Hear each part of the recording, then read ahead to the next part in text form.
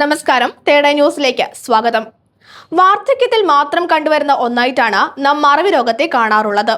എന്നാൽ ആധുനിക വൈദ്യശാസ്ത്ര പഠനങ്ങൾ സൂചിപ്പിക്കുന്നത് കുട്ടിക്കാലത്ത് തന്നെ ശരീരം ഇതിന്റെ ലക്ഷണങ്ങൾ കാണിച്ചു തുടങ്ങും എന്നാണ്.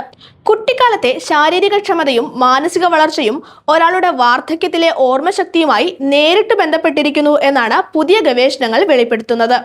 അതായത് ഒരു കുട്ടിയുടെ വളർച്ചാ ഘട്ടത്തിൽ ലഭിക്കുന്ന ഭക്ഷണവും വ്യായാമവും വിദ്യാഭ്യാസവുമാണ് അവരുടെ 70കളിലും 80കളിലും തലച്ചോറിന്റെ ആരോഗ്യത്തെ നിശ്ചയിക്കുന്നത്.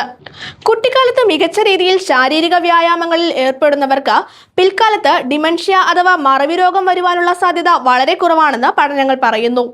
രക്തയോട്ടം മെച്ചപ്പെടുന്നതും ഹൃദയാരോഗ്യം നിലനിൽക്കുന്നതും തലച്ചോറിലേക്കുള്ള ഓക്സിജന്റെ ലഭ്യത വർദ്ധിപ്പിക്കും. കുട്ടിക്കാലത്തെ ജീവിതശൈലിയും ഭക്ഷണക്രമവും ഈ അവസ്ഥയെ സ്വാധീനിക്കുന്ന മറ്റൊരു ഘടകമാണ്. കുട്ടിക്കാലത്തെ അമിതവണ്ണവും പോഷകാഹാരക്കുറവും പിൽക്കാലത്ത് തലച്ചോറിന്റെ പ്രവർത്തനത്തെ ദോഷകരമായി ബാധിക്കാം.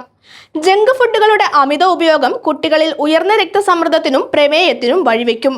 അനാരോഗ്യകരമായ ശീലങ്ങൾ പതുക്കെ തലച്ചോറിന്റെ കോശങ്ങളെ നശിപ്പിക്കുകയും വാർദ്ധക്യത്തിൽ തീവ്രമായ മറവി രോഗത്തിലേക്ക് അവ നയിക്കുകയും ചെയ്യും. അതിനാൽ കുട്ടിക്കാലം മുതലേയുള്ള കൃത്യമായ ആരോഗ്യ പരിശോധനകൾ ഡിമെൻഷ്യ തടയുവാൻ അനിവാര്യമാണ്. ഈ അവസ്ഥ തടയുവാൻ ഏറ്റവും കൂടുതൽ ശ്രദ്ധിക്കേണ്ടത് മാതാപിതാക്കളാണ്. കുട്ടികൾക്ക് കളിക്കുവാനും ശാരീരികമായി സജീവമായിരിക്കുവാനും ആവശ്യമായ സാഹചര്യം ഒരുക്കുക എന്നതാണ് പ്രധാന പ്രതിവിധി. അമിതമായ സ്ക്രീൻ ടൈം കുറച്ച് പുസ്തക വായനയും സർഗാത്മകമായ കളികളും പ്രോത്സാഹിപ്പിക്കുന്നത് തലച്ചോറിന്റെ വികാസത്തിന് സഹായിക്കും.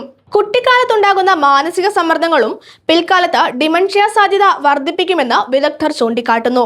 സ്നേഹനിർഭരമായ അന്തരീക്ഷവും പോഷക ഗുണമുള്ള ആഹാരവും ഉറപ്പാക്കുന്നതിലൂടെ ഒരു തലമുറയുടെ തന്നെ ഓർമ്മശക്തിയെ സംരക്ഷിക്കുവാൻ നമുക്ക് സാധിക്കും.